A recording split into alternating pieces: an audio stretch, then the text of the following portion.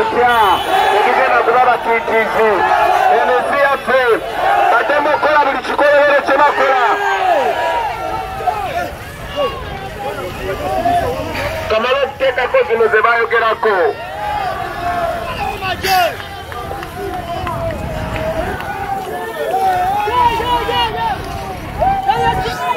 Alright, gowe namna Uganda ali wano Keke TV Uganda.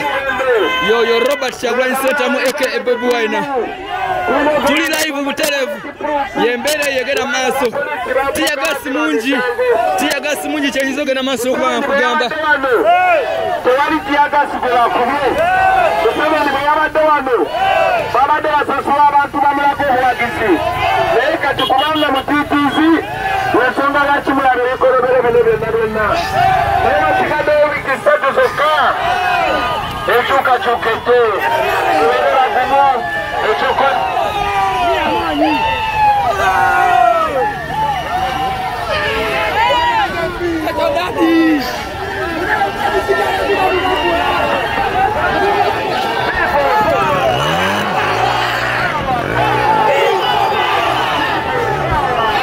Keke TV Uganda tuli live butelevu tuli Mubende. Keke TV Uganda live.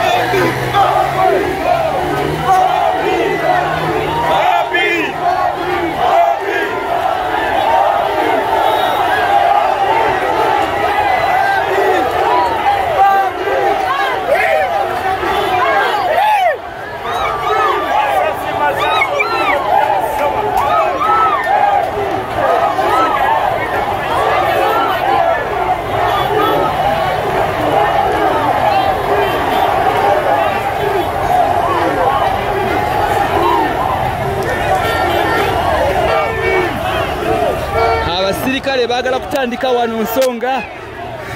Abasirikale bagala kugulawo lutalo wano.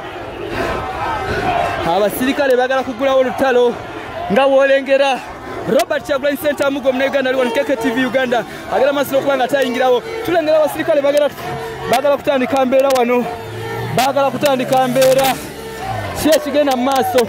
Tuli Mubende batukubye tiyagasi tukoye batukubye tiyagasi nefe tubagamba tali kuzikiza bawe namna Uganda ali wano Keke TV Uganda tulina Bobi esawa zino ngawogera maaso okuba nga te olengera tuli Mubende kyenyiza ogera maaso okuba nga te kugamba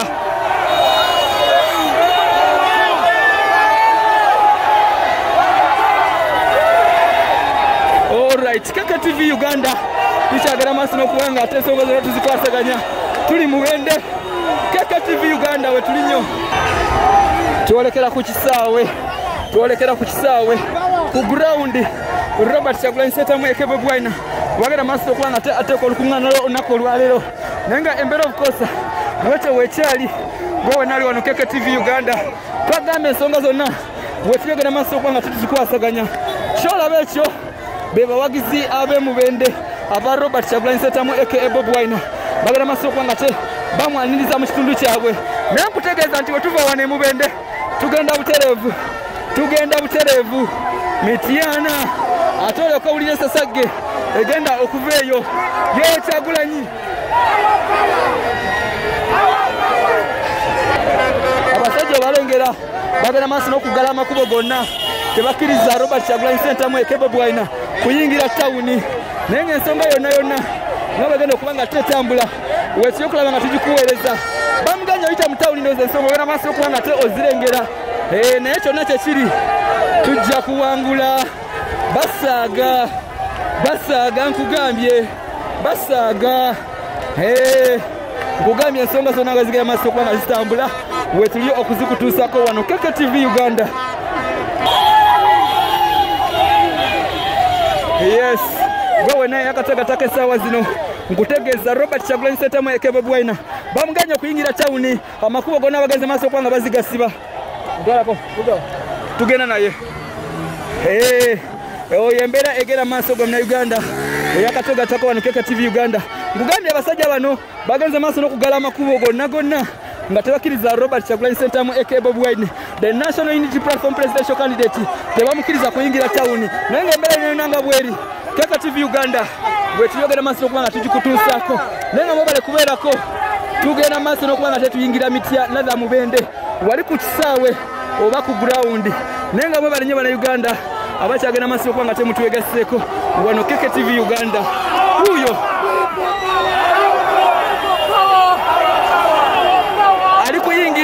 ali kuyingira Mityana ku kisaawe ku ground ali kuyingira Mityana za Mubende ku kisaawe ku ground ali kuyingira Mubende ku kisaawe ku ground kyenzogera maaso okuba nga tenkugamba naye yes gwe naye yakategatako nkutegeeza nti Robert Kyagulanyi Ssentamu eke Bobi Wine agenda maaso n'okuba nga ate ayingira ekibuga Mubende naye nga bamuganye okuyita mu kibuga wabula agenda ku ground ku kisaawe wagenda okuba nga ate akwasaganyiza ensonga yonna gwe namna Uganda ali wano Keke TV Uganda kyenyizogera maaso n'okuba nga ate nkutegeeza gwe wenna lengera laavu abantu gye balina eri Robert Kyagulanyi Ssentamu eke Bobi Wine ng'agenda maaso n'okuba nga ate ali Mubende oba nga ayingira Mubende lengera amaanyi ago ge maanyi g'abantu gwe wenna muna Uganda ali wano Keke TV Uganda.